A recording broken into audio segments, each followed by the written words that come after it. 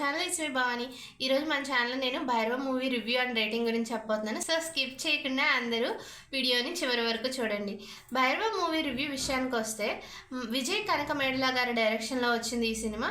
ఈ సినిమాని చాలామంది చూడడానికి ఆతృతగా వెయిట్ చేశారు. ఎందుకంటే ముగ్గురు హీరోలు ఇందులో నటిస్తున్నారు. మంచు, మనోజ్ గారు, అలాగే నారా రోహిత్ గారు, బెల్లంకొండ సాయి శ్రీనివాస్ గారు. ఈ ముగ్గురు ఇందులో లీడ్ క్యారెక్టర్స్గా నటించడం జరిగింది. స్టోరీ లైన్ విషయానికి వస్తే ముగ్గురు ఈ లీడ్ క్యారెక్టర్స్ ఎవరైతే ఉన్నారో వీళ్ళ ముగ్గురు కూడా స్టార్టింగ్లో మంచి ఫ్రెండ్స్గా ఉంటారు, ఒక అన్న దమ్ముల్లా ఉంటారు. అలాంటి వాళ్ళ మధ్యలో కురుక్షేత్రం ఎలా ఏర్పడింది అంటే వాళ్ళ మధ్యలో ఎలాంటి గొడవలు వచ్చినాయి, ఎలా వాళ్ళ లైఫ్స్ అనేవి టర్న్ అయిపోయినాయి, వారాహి అమ్మవారి గుడి స్టోరీ ఏంటి, అసలు ఎలాంటి కథలు జరిగినాయి వీళ్ళ మధ్యన, వీళ్ళ యొక్క క్యారెక్టర్స్ ఏంటి అనేది చాలా చాలా ఎగ్జైటింగ్గా చూపించారు. స్టోరీ అయితే నాకు చాలా బాగా నచ్చింది. మధ్యలో ఆ పూనకం సీన్స్ అవి కూడా చాలా హైలైట్ అనిపించినాయి. వీళ్ళకి ఇంట్రడక్షన్ ఫైట్ సీన్స్ ఇచ్చారు, అవి కూడా బాగున్నాయి. ఫైటింగ్ సీన్స్ అయితే చాలా న్యాచురల్ అండ్ చాలా బాగున్నాయి అని చెప్పొచ్చు. ఒక్కొక్కళ్ళ యొక్క క్యారెక్టరేషన్ చాలా బాగా ఎలివేట్ చేశారు. ఒక నిజాయితీగా ఉండే ఒక పర్సన్గా ఒక క్యారెక్టర్ని, నెగిటివ్ రోల్లో ఒక క్యారెక్టర్ని, అంటే ఫస్ట్ స్టార్టింగ్ నుంచి పాజిటివ్గా ఉంటూ నెగిటివ్ అయిన రోల్లో ఒకరిని, ఒక ఇన్నోసెంట్ అండ్ లాయల్గా ఉండే ఒక వ్యక్తిని, ఇలా 3 క్యారెక్టర్స్లో బాగా ఎలివేట్ చేశారనమాట. ఎవరిది ఏ క్యారెక్టర్ అనేది మీరు సినిమా చూసి తెలుసుకోండి. ప్రతి ఒక్కళ్ళు కూడా వాళ్ళకి ఇచ్చిన రోల్స్ ఉన్నాయో వాటిలో చాలా సర్టెన్గా నటించారు, అంటే ఒక రకంగా జీవించారని చెప్పచ్చు. ముగ్గురు కూడా వాళ్ళకి ఇచ్చిన ఏదైతే రోల్స్ ఉన్నాయో వాళ్ళు దానికి జస్టిఫై చేశారని నేను చెప్తాను.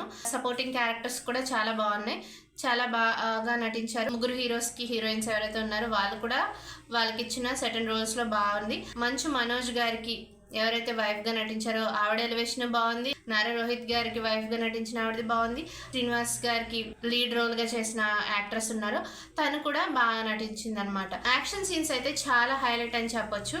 అలాగే ప్రతి ఒక్కళ్ళ డైలాగ్స్ కూడా చాలా బాగున్నాయి. బ్యాక్గ్రౌండ్ మ్యూజిక్ అయితే నిజంగా చాలా బాగుంది. లో బడ్జెట్లో మంచి ఎలివేషన్స్ అని చెప్పొచ్చు.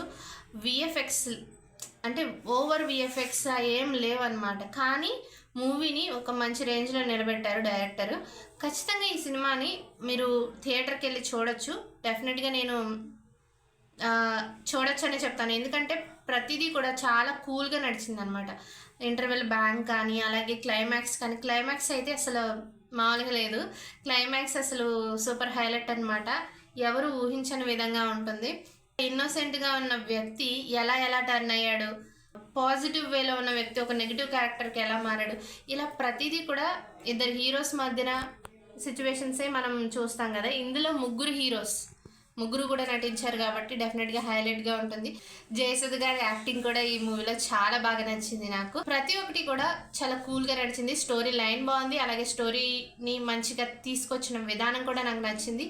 ఎందులోనూ ఓవర్గా అనిపించే సీన్స్ లేవు, లాగ్ అయిన సీన్స్ కూడా లేవు. ఆ మూవీ అలా ఫ్లోలో వెళ్ళిపోతుంది అంతే.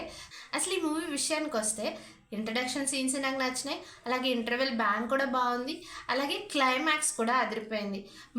మధ్యలో వచ్చిన ప్రొసీడింగ్స్ కూడా చాలా బాగున్నాయి ఫైనల్గా చెప్పాలంటే. సో ఈ మూవీని డెఫినెట్గా మీరు థియేటర్లో వాచ్ చేస్తే ఇంకా మంచి ఫీల్ ఉంటుంది. సో ఈ ఫీల్ గుడ్ మూవీని మీరు మిస్ అవ్వద్దు. ఈ మూవీలో ప్రొడక్షన్ వాల్యూస్ విషయానికి వస్తే ప్రొడక్షన్ వాల్యూస్ కూడా చాలా బాగున్నాయి, చాలా బాగా నచ్చినాయి అనమాట. ఈ బ్యాక్గ్రౌండ్ మ్యూజిక్ కూడా బాగుంది. సో ప్రతి ఒక్కరు ఎంజాయ్ చేయగలుగుతారు ఈ సినిమాని అని నేను అనుకుంటున్నాను. సో ఈ మూవీకి నేను ఇచ్చే రేటింగ్ 3.5/5. Thank you everyone.